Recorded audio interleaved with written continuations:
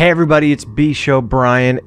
I was inspired to talk about this from this artwork I saw on a Facebook group from Burnsig Comics. It's Dr. Loomis and the Multiverse of Myers, the night they came home. And obviously it's a riff off of Doctor Strange and the Multiverse of Madness.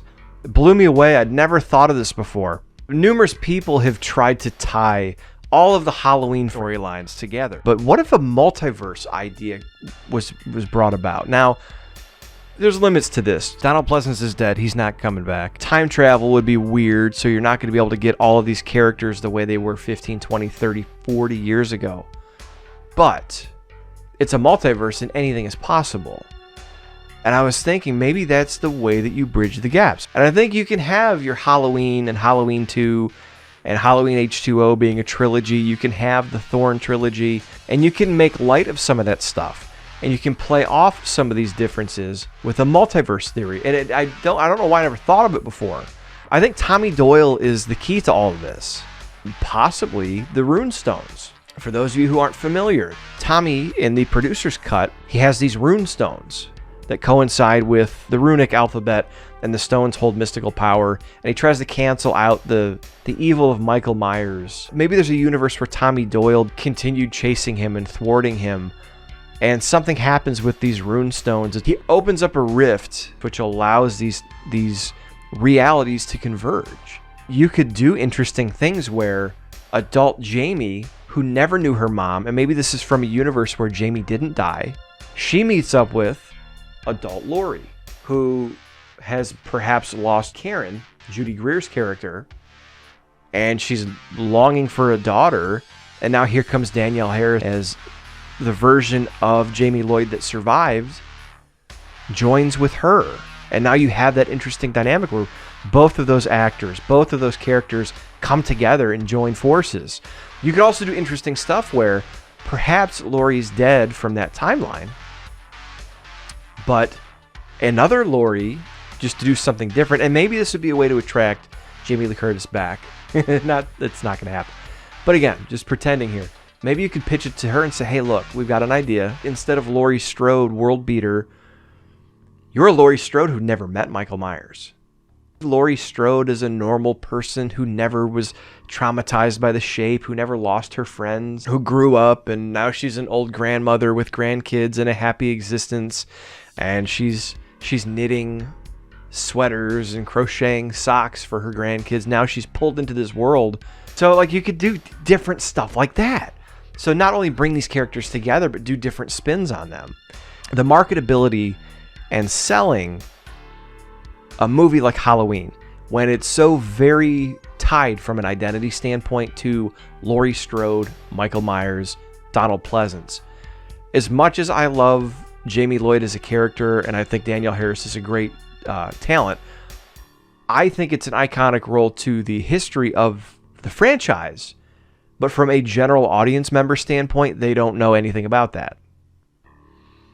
And this would be a very easy way to still attract mainstream eyes by making an offer at Paul Rudd and saying, hey, we want you to co-star in this with Danielle Harris. So then you could do interesting things like there's a love interest between Tommy Doyle and Jamie Lloyd, and it makes sense because Laurie once cared for Tommy, and now Jamie Lloyd. And another thing you could do is you could bring back people that have passed away. Bring back Ellie Cornell if you wanted to play Rachel, who was Jamie Lloyd's older sister, who died in Halloween 5. You could bring in Josh Hartnett as Laurie's surviving son, John Tate, in the Halloween H2O universe. You could also bring in hard-drinking Dan Chalice. I think that would be fucking awesome. Maybe they're meeting in some motel. He bangs on the door. It's like, hey, what's going on in there? And he's got some young thing in the hotel similar to him and Ellie from Halloween 3. And he's like, keep it down, even as an older guy, because Dan Chalice is the man. There's so many possibilities. You could even bring in the Laurie from Rob Zombie's Halloween movies, and now you've got her Laurie, and you've got Laurie, I guess the original. And you could pull in all of the different Michael Myers, or even villains, from the different universes. You could even use concepts from Carpenter and Dennis Etchison's unmade Halloween 4 script, which I reviewed with Anya Stanley Fangoria contributor extraordinaire, at Bookish Plinko on Twitter. Check her out.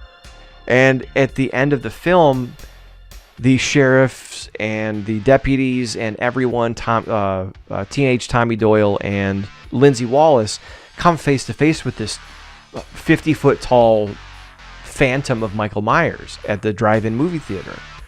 So you could even bring that in, and like you've worked together and you've thwarted or banished all the different versions of Michael.